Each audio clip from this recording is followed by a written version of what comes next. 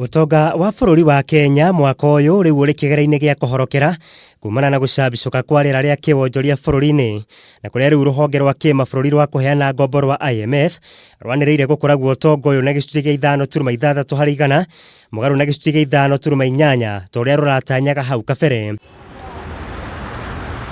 IMF ni ruhonge rumwe hari honge ingi ta ministry ya kigina na bengi nene ya thi iria cianiriire utonga wa Kenya gutanywo gukorwo tegwika wega makiria mwaka uyu undu reumanite no teti mukiruku o undu umwe na gucererwo kwa mbura ya kimera kia njahi thiini wa kiambiriria kia mwaka uyu. Ona kuri uguo utonga wa bururi ugatanywo kwarahuka gugikinyeria mwaka-ini wa 2020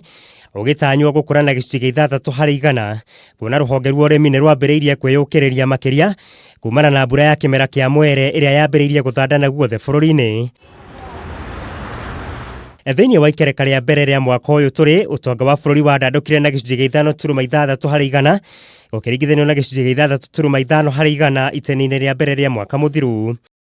Kũringana na bengi nene ya Central Bank, honge iria ikoretwo cionanĩtie gwĩka wega itenia-inĩ ria mbere ria mwaka uyu ni hamwe na honge cia wendia wa matuka, ukui, mikawa, motungata ma kĩmbeca na insurance, gũkũ nacio honge cia ũrĩmi na wonjoria wa iganda ikĩonekana gũtororokia makiria. Utonga wa bururi wa Kenya ugukorwo ukihorokera o rĩrĩ utonga wa thĩ onaguo ũtanyĩtwo gũthingitha hanene, IMF igitanya gukura kwaguo na gicunjĩ gia 3 harĩ igana mwaka uyu.